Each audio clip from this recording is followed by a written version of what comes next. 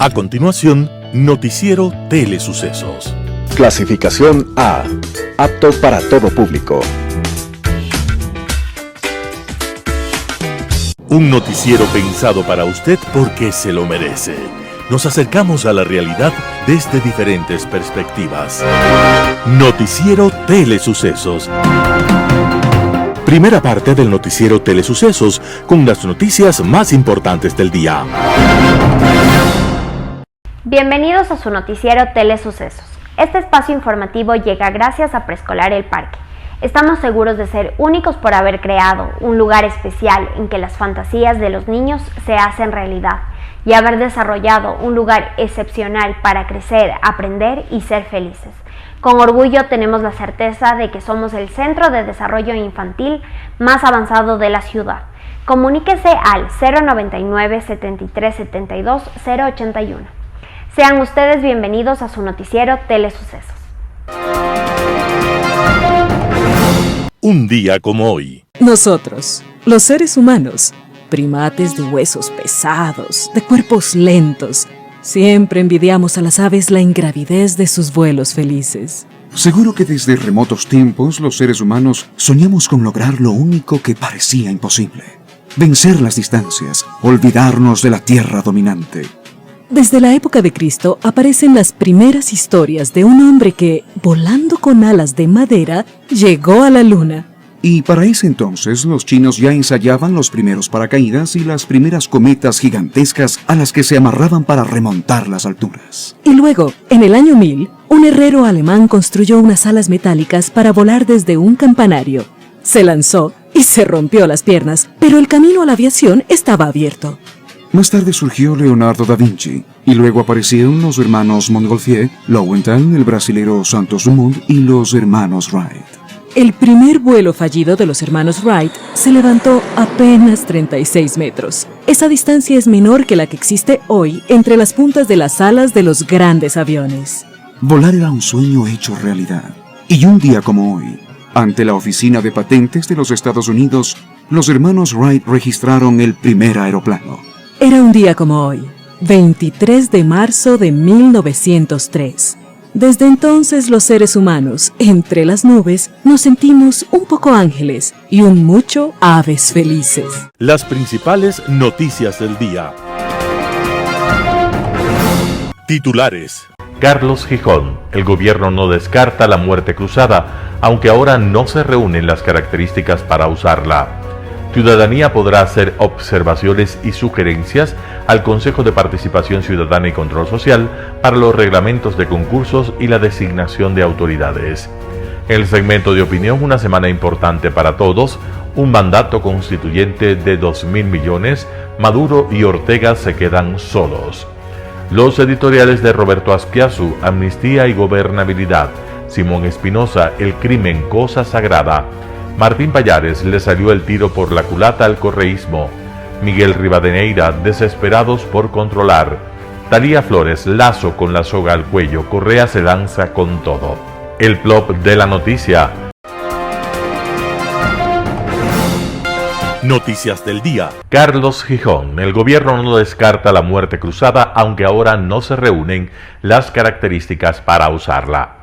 El gobierno nacional no descarta hacer uso de la figura de la muerte cruzada, así lo aseguró el consejero presidencial Carlos Gijón, quien también precisó que es un recurso de última instancia cuando no hay elemento para destrabar la crisis política y aún existen otras opciones que permiten enfrentar la crisis política del país. Gijón precisó que invocarla no dependerá de que la Asamblea tiene previsto analizar en segundo y definitivo debate la ley de inversiones. Todo depende de que se cierren todos los caminos. En este momento no ha ocurrido y esperamos que no ocurra. Esperamos que los actores políticos puedan consensuar y llegar a acuerdos. Sobre el proyecto de ley del Ejecutivo remitido a la Asamblea, el consejero presidencial destacó los beneficios del paquete de artículos que recibió un pulgar hacia abajo, entre otras bancadas de la izquierda democrática y de Pachacutic. Es difícil entender cómo alguien puede negarse a una ley para crear más empleo. El que se niegue tendrá que responder ante la historia por qué votó en contra de un proyecto para generar más empleo. Los políticos tienen que ser conscientes de la realidad del país, precisó el consejero y vocero gubernamental. En caso de que el proyecto sea archivado, es decir, del consejero, el gobierno seguirá trabajando como hasta el momento, que no tiene una ley de inversiones. Si la Asamblea no aprueba esta herramienta, el gobierno también continuará con sus labores por estos puntos: la ampliación del comercio exterior y la atracción de inversiones. La ciudadanía podrá hacer observaciones y sugerencias al Consejo de Participación Ciudadana y Control Social para los reglamentos de concursos y la designación de autoridades. El Consejo de Participación Ciudadana y Control Social divulgó a través de sus redes sociales los reglamentos ya aprobados en las últimas semanas para los concursos de selección de las autoridades de 6 instituciones: las superintendencias de bancos y de protección de datos personales, la Defensoría del Pueblo, la Contraloría General del Estado y la renovación parcial del Tribunal Contencioso Electoral y del Consejo Nacional Electoral. Hernán Ulloa, presidente del Consejo, mencionó que si existe algún aporte sustancial de la ciudadanía que pueda mejorar la dinámica o la transparencia de los procesos, es bienvenido para reformarlos antes del inicio de los concursos. Esos comentarios pueden ser receptados a través de oficios directamente o indirectamente por medio de redes sociales, en las cuales el Consejo de Participación Ciudadana y Control Social está realizando monitoreos para conocer las opiniones de la ciudadanía. El Ejecutivo debe remitir ahora al Consejo las ternas, que deberán ser integradas por candidatos idóneos y conformadas respetando la alternabilidad entre hombres y mujeres y bajo el principio de interculturalidad. Sobre la impugnación, que según los reglamentos varía entre 3 y 5 días dependiendo del caso, el titular dijo que el tiempo lo consideran suficiente, ya que prometen que habrá transparencia durante todos los procesos, y comentó que desde ya se ha impedido que los propios consejeros se enteren de quiénes están postulando para las comisiones de selección. Todos los perfiles serán públicos y difundidos en la web institucional para que la ciudadanía tenga el suficiente tiempo para que revise y elabore las impugnaciones que crean necesarias, aseguró el funcionario. Un panorama de noticias para su estatura intelectual.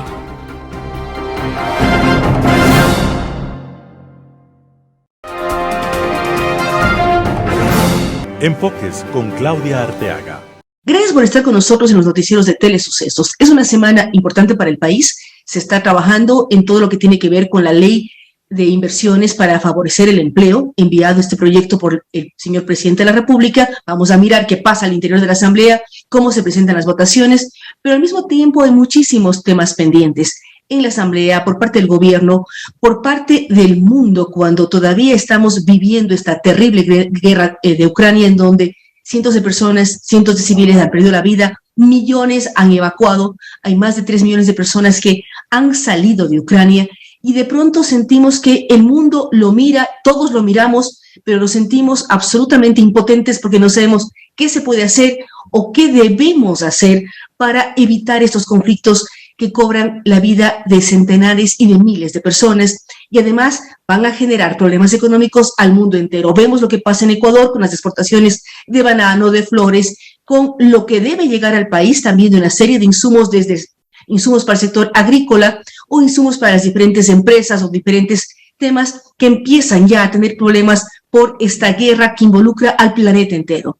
Salimos de una pandemia que nos golpeó durísimo, pero al mismo tiempo vemos que vuelven a cerrarse ciudades en China, vemos problemas de contagios en Europa, Ecuador de pronto empieza a abrirse, pero hay que ser conscientes, no sacarse las mascarillas y guardar medidas de bioseguridad. Por más que ya los eventos y los aforos estén al 100%, por favor, continuemos cuidándonos, porque tenemos guerra, tenemos pandemia, tenemos problemas económicos y problemas políticos que lo que hacen es generar más incertidumbre y evitar que se generen nuevas plazas de empleo. Al mismo tiempo, esta semana hay una serie de fechas que nos recuerdan el cuidado del planeta. El Día Mundial del Agua, el día en que todos apagamos la hora por el planeta, apagamos la luz por una hora que va a ser este día sábado, entre 8:30 de la noche y 9:30 de la noche, para recordarnos a todos que debemos cuidar esta casa grande, este planeta, esta ciudad, este entorno, a los que debemos cuidar y preservar sus recursos. Así es que hay muchas cosas pendientes. Lo importante es continuar siendo responsables, cuidadosos, equilibrados, mirar lo que ocurre en el mundo, en el país, en la ciudad y buscar soluciones que nos involucren y que faciliten a todos un mejor futuro.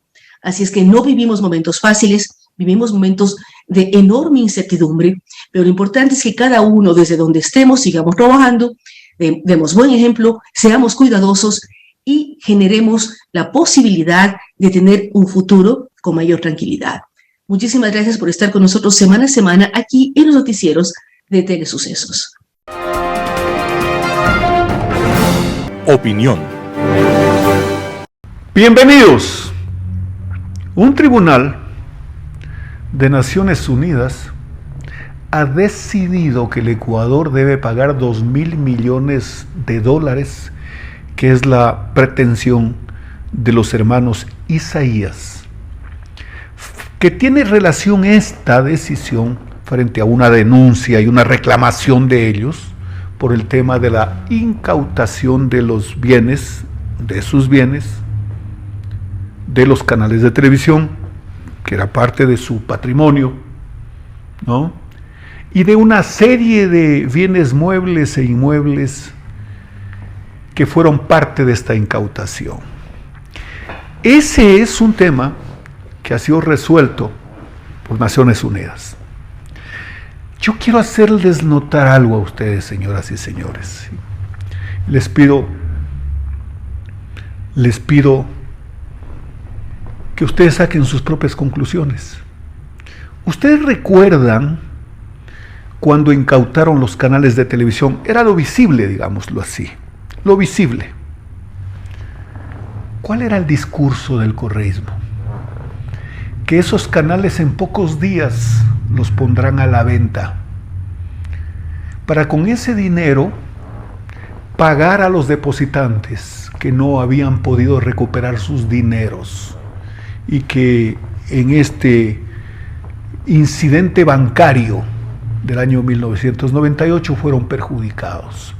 Bueno, pues tenía música adecuada, una gran melodía, una gran armonía, no, pues, y en la sabatina era, pero a sábado seguido, hablar del tema. Mucha gente debe haberse ilusionado incluso. El señor Pedro Delgado, que fue uno de los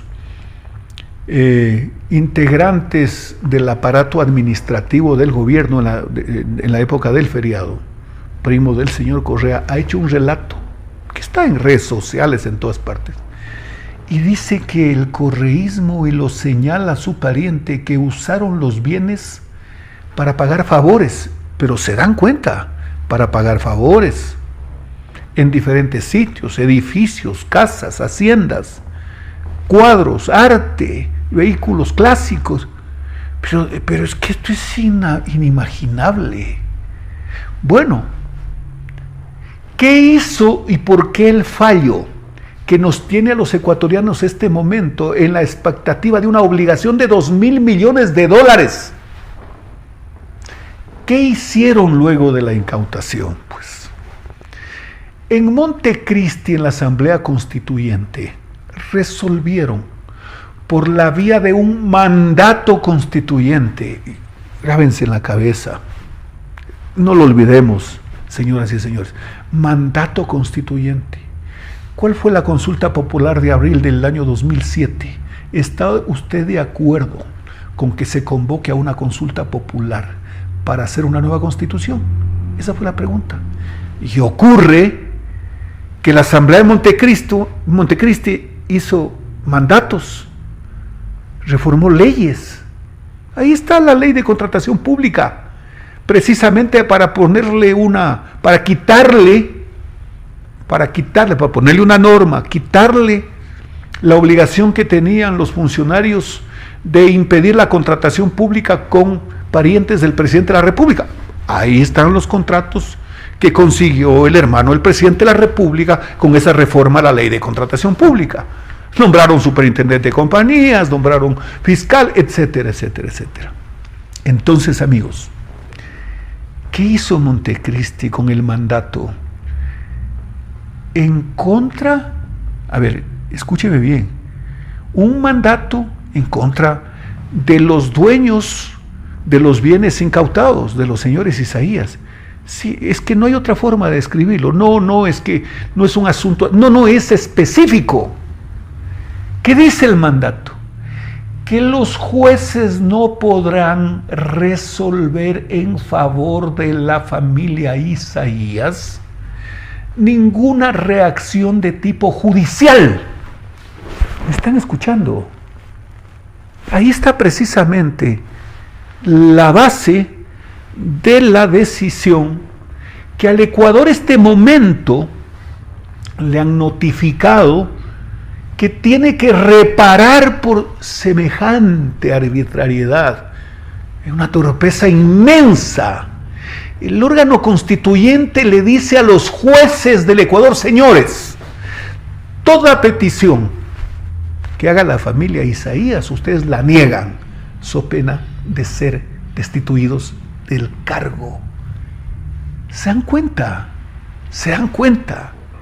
Pero ¿cómo es posible que el mundo entero haya tenido que soportar la noticia que hay un país en Sudamérica, en la mitad del mundo, que se llama Ecuador, donde el órgano constituyente dice: ustedes no pueden aceptar ninguna petición de la familia Isaías a quienes se les incautó los bienes?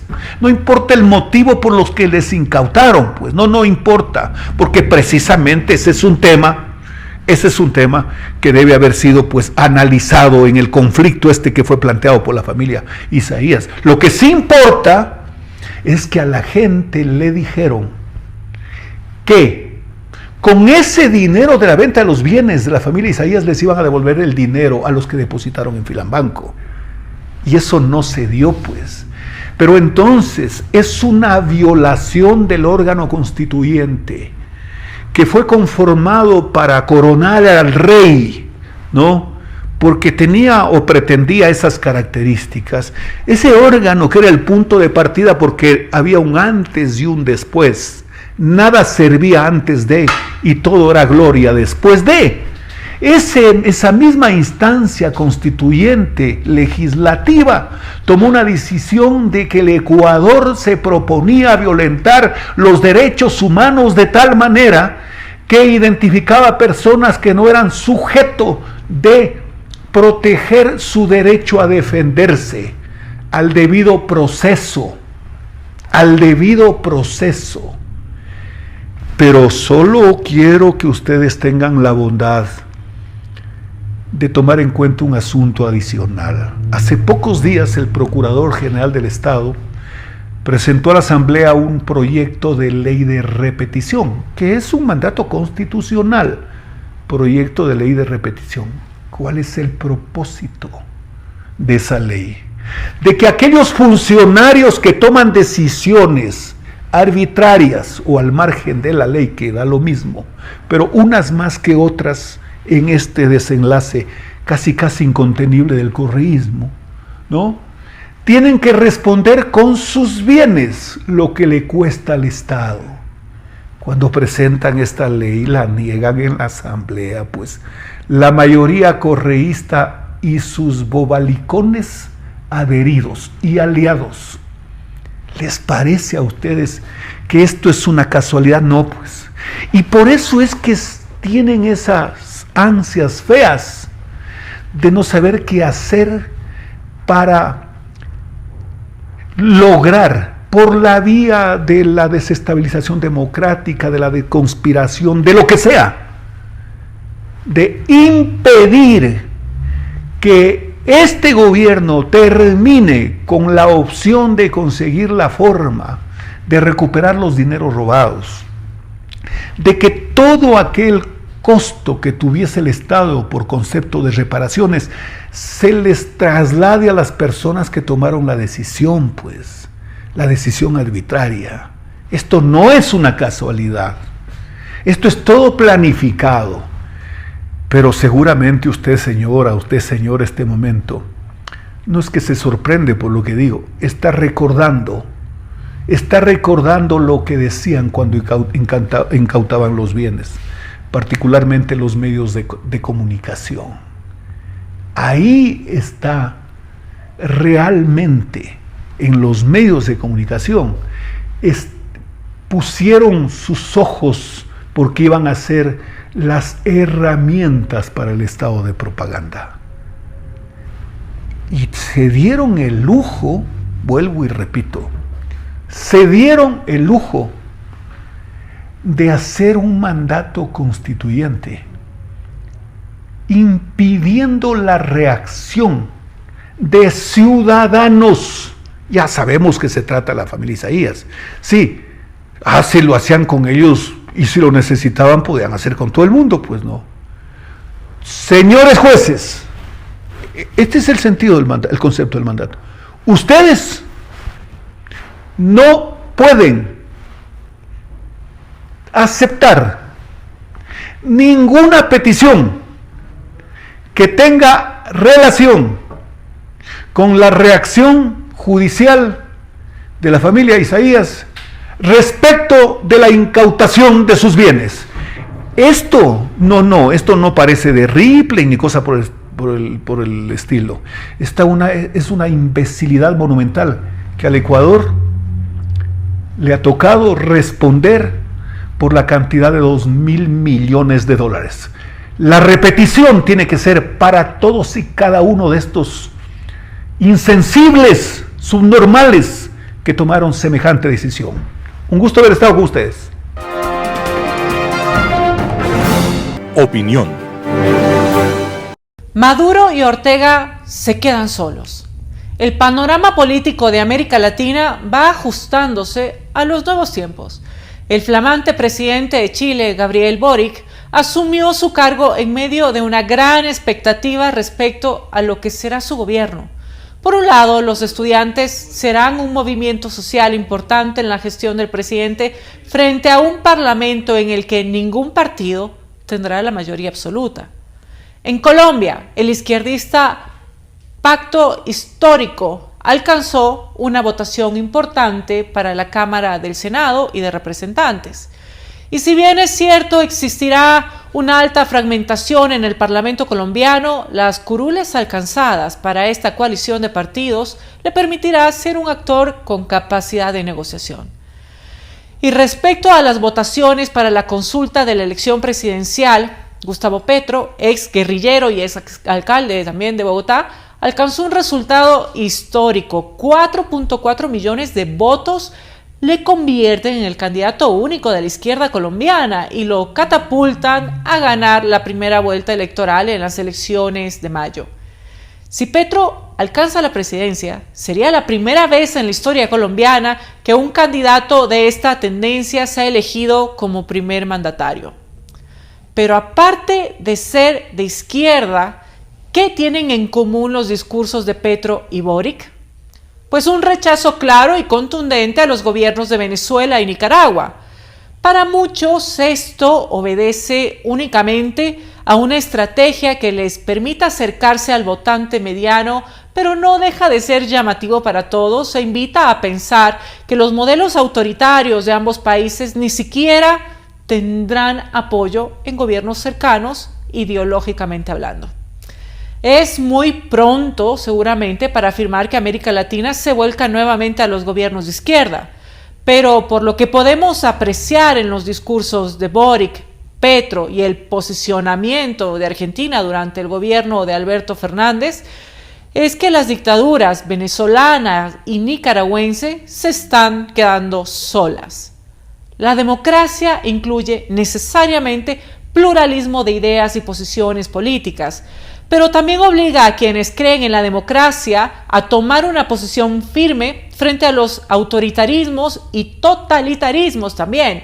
Todos los gobiernos elegidos a través de las urnas y las fuerzas políticas democráticas deben ser claros frente a ambos gobiernos y rechazarlos por sus acciones que no solo han dado miseria y dolor a su gente. También han anulado a la oposición y han cooptado a las instituciones del Estado para ejercer un poder omnímodo. La democracia, amigos, no solo es la forma en la cual se organiza, se alcanza y se ejerce el poder. No solo es un tipo de régimen, también incluye un conjunto de valores que la sostienen. Las democracias consolidadas se caracterizan por tener una sociedad civil participativa y unas organizaciones que anteponen los principios democráticos a sus legítimas posiciones políticas. La democracia les costó mucho a los países sudamericanos como para seguir apoyando a dos gobiernos que navegan hacia el totalitarismo. Maduro y Ortega se quedan solos en el continente. Editorial. Amnistía y gobernabilidad por Roberto Azpiazu, El Universo. Es como un equilibrista en la cuerda floja, al que se la tensan de ambos lados. Que se puede caer y romper la crisma es parte del juego. Hay solo un puñado que mantiene una expectación mórbida. La multitud mira por otro lado sin ningún interés en el mezquino pasatiempo. Es una metáfora que proyecta figuradamente la nueva pugna de poderes del Ejecutivo y la oposición en la Asamblea, donde toma forma una enredada dinámica de mayorías móviles. Mientras se salvó a la presidenta Yori de formarle una comisión que la investigue con apenas un voto, se otorgó con holgura una amnistía a 268 encausados, incluidos los cabecillas del levantamiento indígena de octubre del 2019, así como la partida de pirómanos que redujeron a cenizas el edificio de la Contraloría.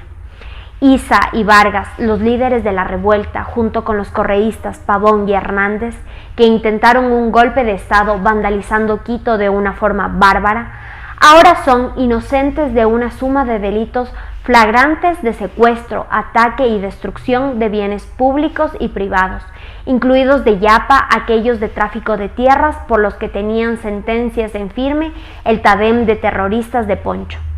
Sin duda, un hito vergonzoso de la legislatura, afiado por un informe justificativo donde se glorificaban los eventos que ultrajaron a mansalva la dignidad de la ciudad y su patrimonio histórico, pretendiendo convertir en héroes a una caterva de agitadores pagados y sus cabecillas.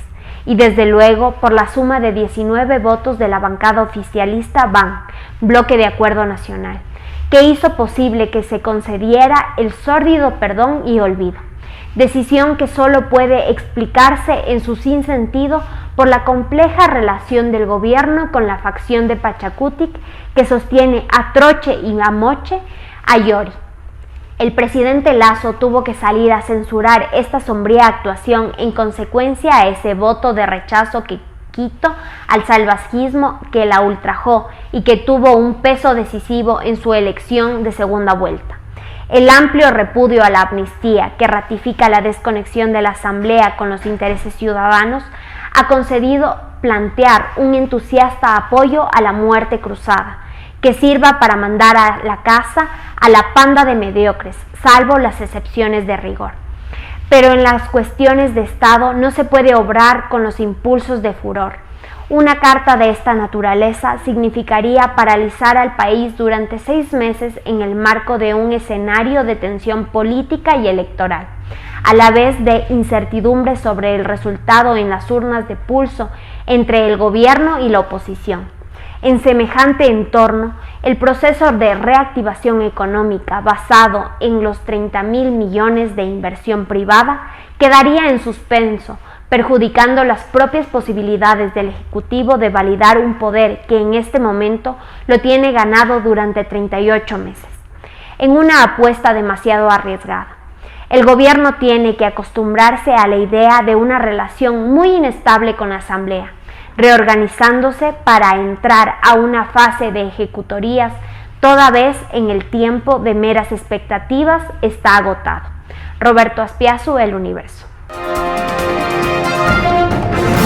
El crimen, cosa sagrada. Artículo de Simón Espinosa Cordero. La reciente amnistía elevó el crimen a la categoría de derecho cívico. Esta metamorfosis convirtió al alacrán en miel de abeja, al charco maloliente en Laguna del Mojanda, al cactus en sábana para bebés. Charles Darwin llora al contemplar su certeza de que la vida evoluciona, va para adelante y mejora, convertida en retroceso, asalto y muerte del inocente. ¿Por qué esta involución por mayoría de votos en nuestra querida Asamblea Nacional? Por múltiples razones, de las cuales señalaremos dos sofismas y una confusión. La voz del pueblo es la voz de Dios. La democracia es un sistema de mayorías y la ignorancia de en qué consiste el delito político, del cual habla la Constitución 2008. Dice un severo constitucionalista que el refrán "la voz del pueblo es la voz de Dios" no deja de ser un verdadero garabato conceptual surgido de la demagogia política que no resiste ningún análisis de la razón y la mente.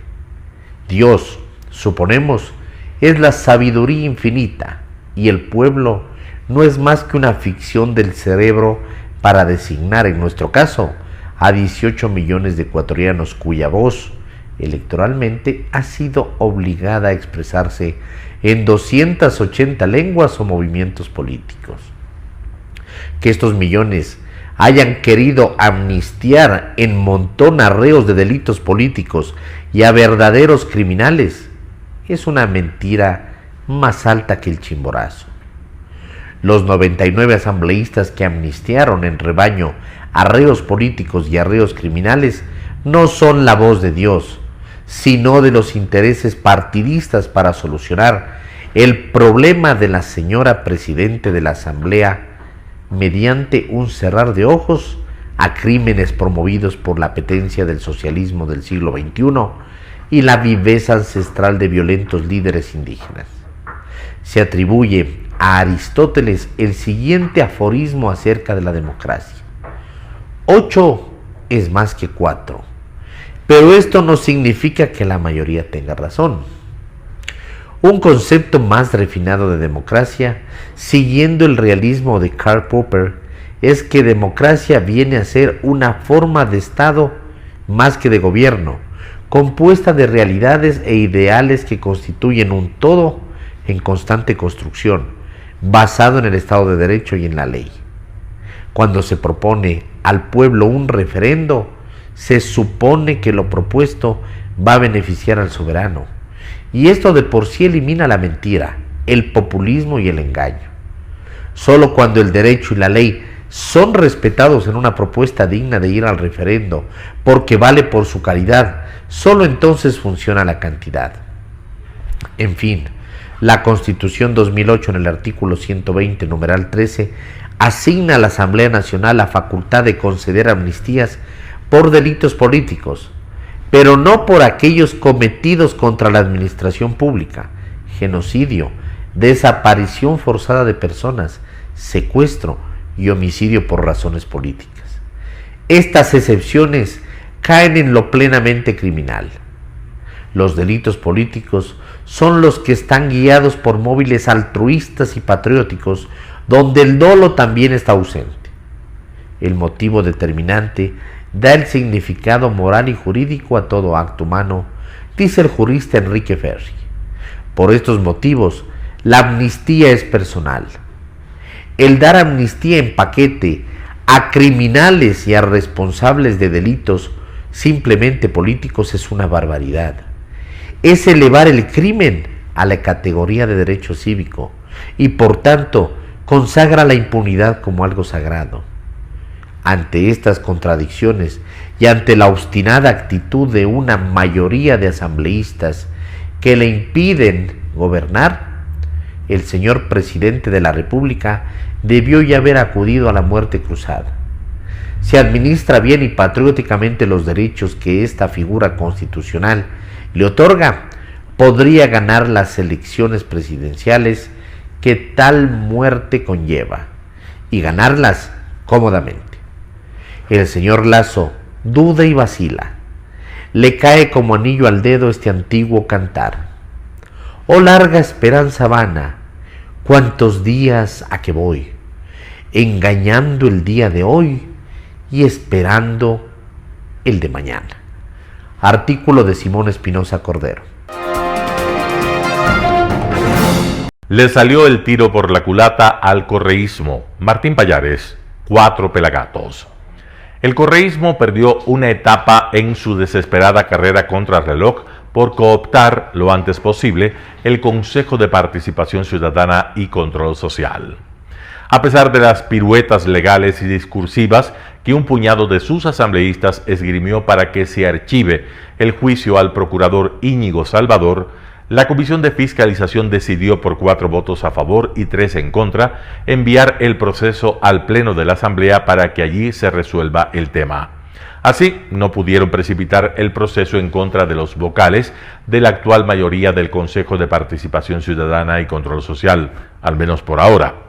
La decisión de la comisión, presidida por Fernando Villavicencio, significa que la presidenta de la Asamblea, Guadalupe Llori, quien en este tema no está alineada con el correísmo, deberá incorporarlo en el orden del día para que sea tratado por el Pleno. ¿Por qué pierde tiempo el correísmo?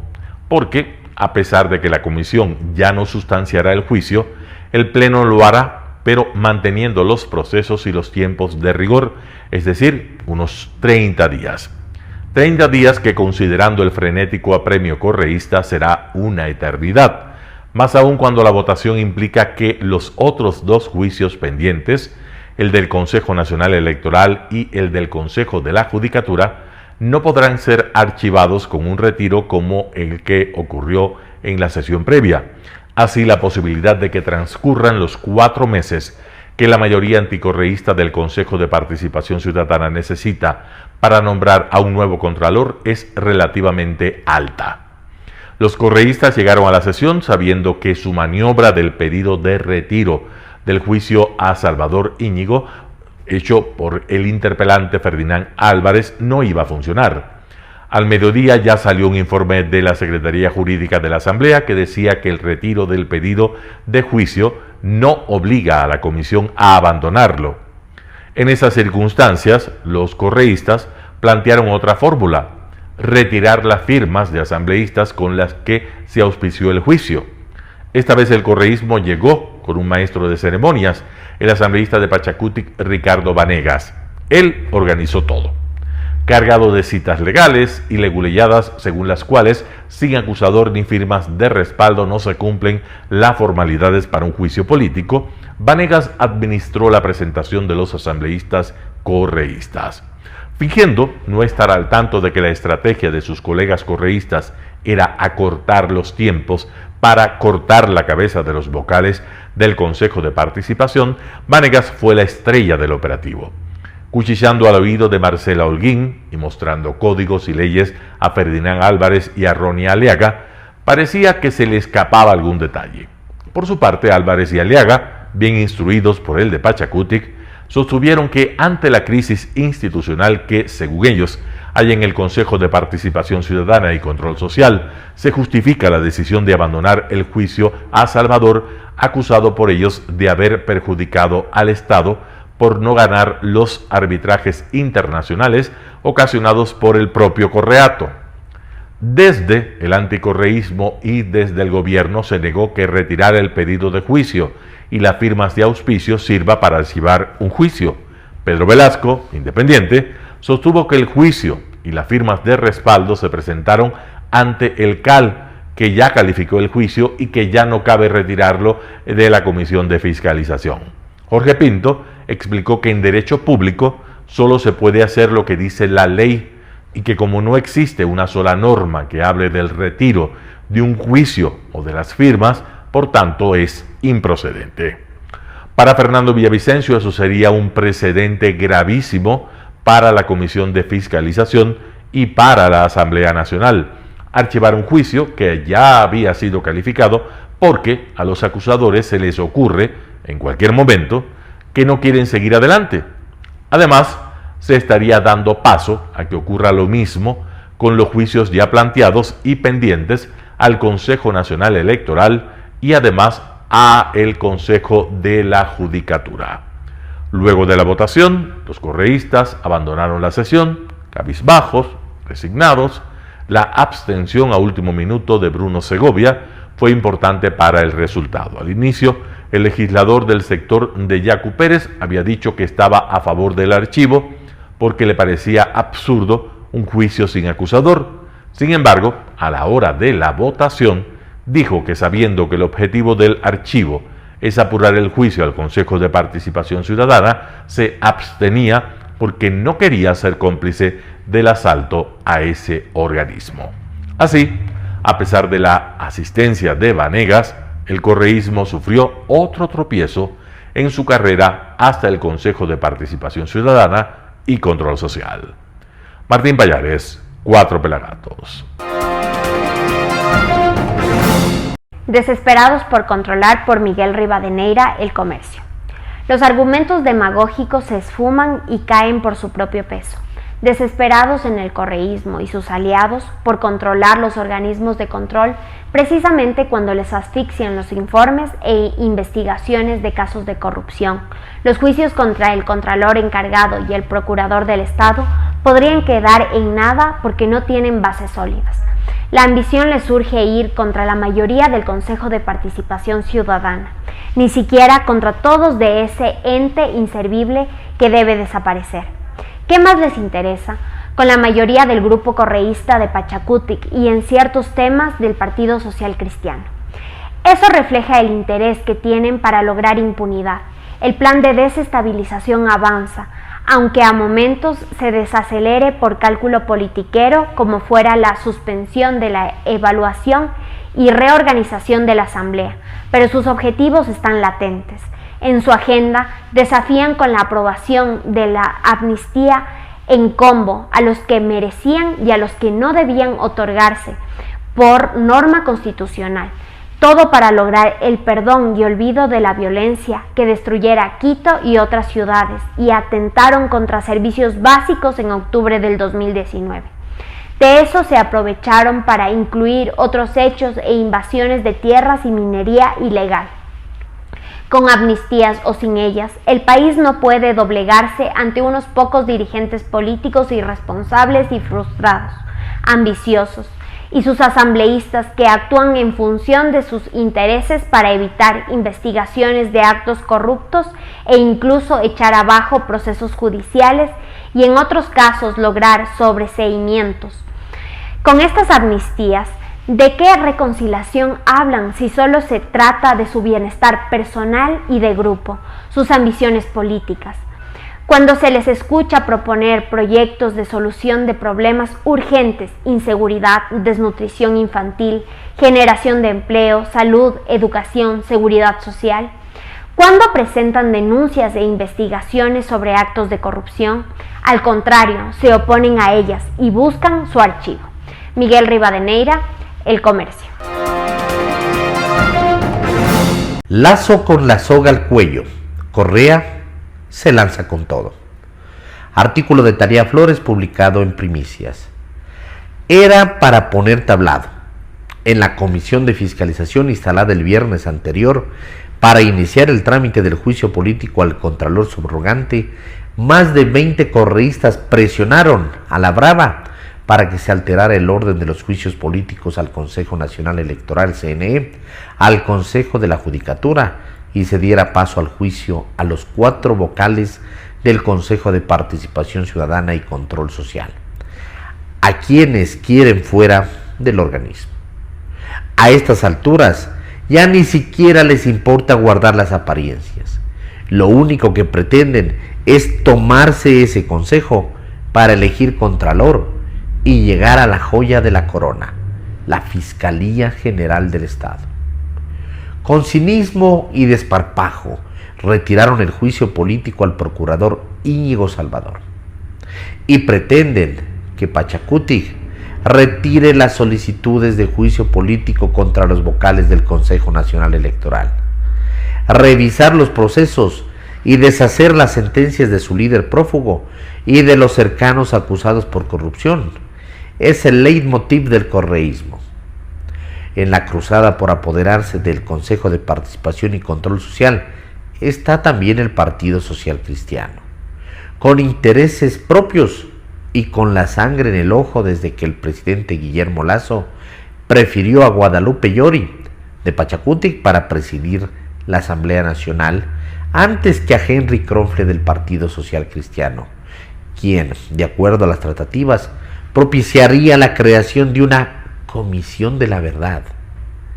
La bendita comisión buscaría anular los juicios que tienen al residente en Bélgica con sentencia en firme por cohecho agravado. Todo esto el país lo sabe de memoria, desde antes que Guillermo Lasso asumiera la presidencia de la República. Por eso, ciertos actos de Carondelet rayan en la ingenuidad política y denotan ausencia de transparencia.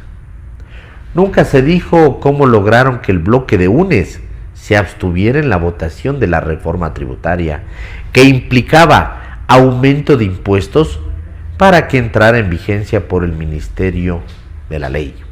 Es más, nunca siquiera han admitido que hubo un acuerdo.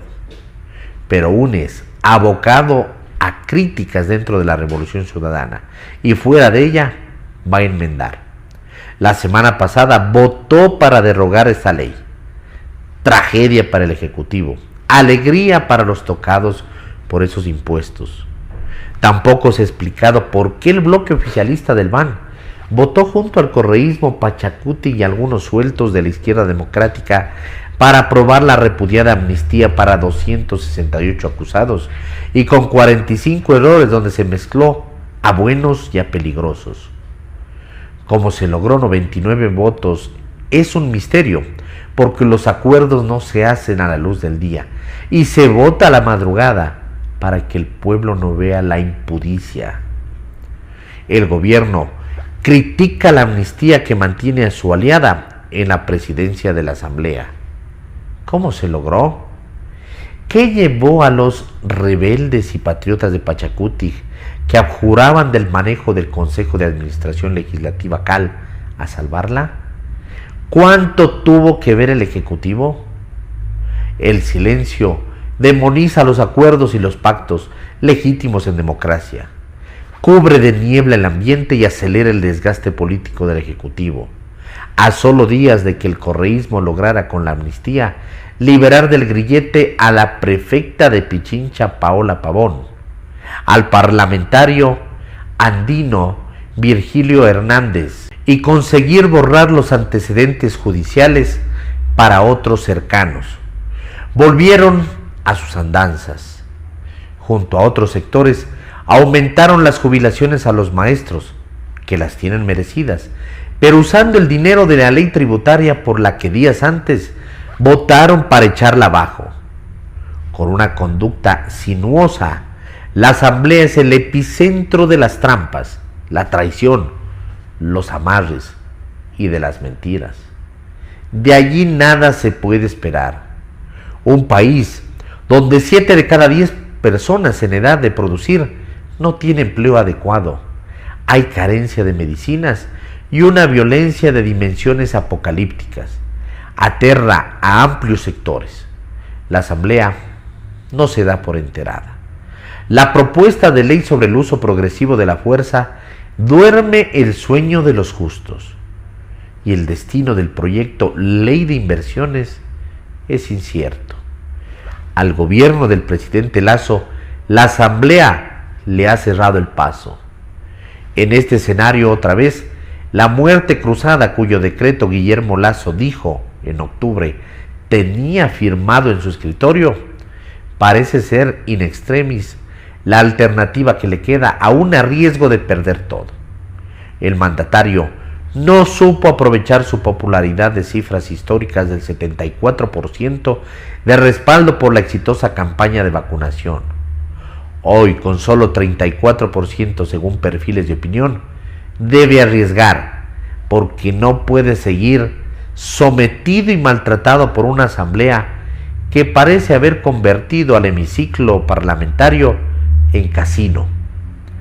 Ir a las urnas sin reformar las leyes y el código de la democracia pone en riesgo de repetir una asamblea parecida a la de ahora, con 14% de aprobación. Pero no queda más. Un gobierno de coalición, remozando el gabinete, sería una aventura por la calidad ética de la contraparte. Lo que podría hacer es convocar a todas las fuerzas políticas a Palacio para un diálogo ante la faz pública para que se comprometan a tramitar las leyes. Quien no vaya quedará expuesto. La hora de una decisión contundente y dramática ha llegado. Lazo no puede quedarse paralizado. Sería ponerse la soga al cuello mientras el correísmo va con todo. Artículo de Talía Flores, publicado en el portal Primicias.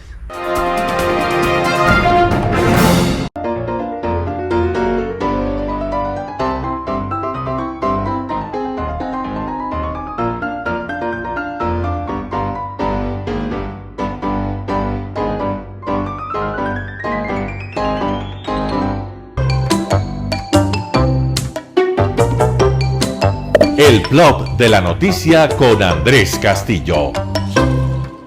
Hola, buenos días con todos, que tengan un magnífico día de trabajo. Hoy miércoles nos vemos en la noche a las 9:30 en La Noche de Miércoles, un programa conducido por su amigo y servidor. No se lo pierdan, 21:30 por Telesucesos Canal 29. Hoy día quiero conversar con ustedes acerca de la Asamblea Nacional. Una institución que debería dar de qué hablar por lo bueno, por las leyes que nos da, por las normas que hacen que se cumpla el Estado de Derecho. Pero no, siempre tenemos que hablar de una asamblea llena de acomodos, de componendas, de chanchullos, de escándalos, de amnistías maldadas, de compadrazgo, de amiguismo, etc. Y ayer estaban debatiendo en torno a la ley de inversiones, un proyecto de ley de urgencia económica presentado por el presidente Lazo, que tiene como finalidad mejorar las condiciones de la inversión, de la apertura de negocios, de la apertura de nuevos espacios de empleo, etc. Pero claro, la Asamblea, en lugar de actuar con sentido nacional, comienza a actuar ideológicamente, comienza a actuar a partir del prejuicio, a partir del complejo. Cuidado, y esta nueva ley de urgencia económica tiene exactamente la misma historia que lo que pasó con la ley tributaria que se aprobó por el Ministerio de la Ley en diciembre del año anterior.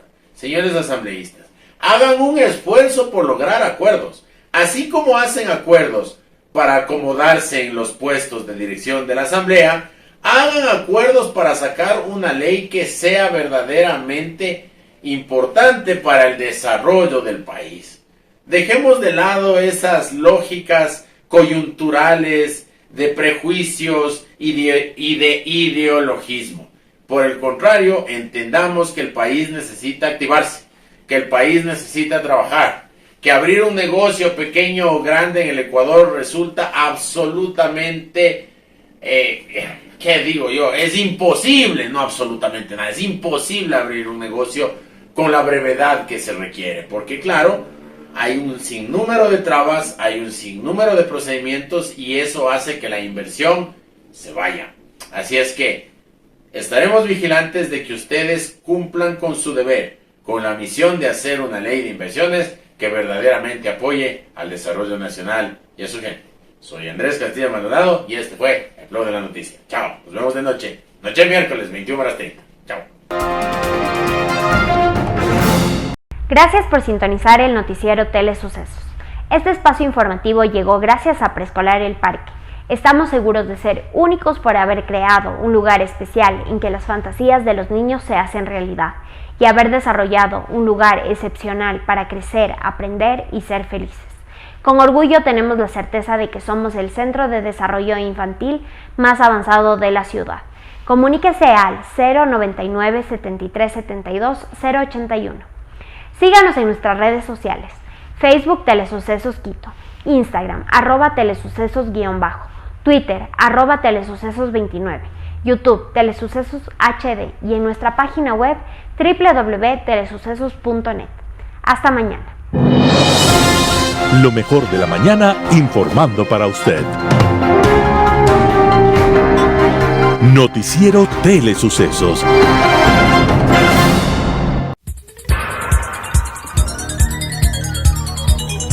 Las opiniones vertidas en este espacio por la producción y dirección del programa son de exclusiva responsabilidad de sus autores y de quienes intervienen en ellos.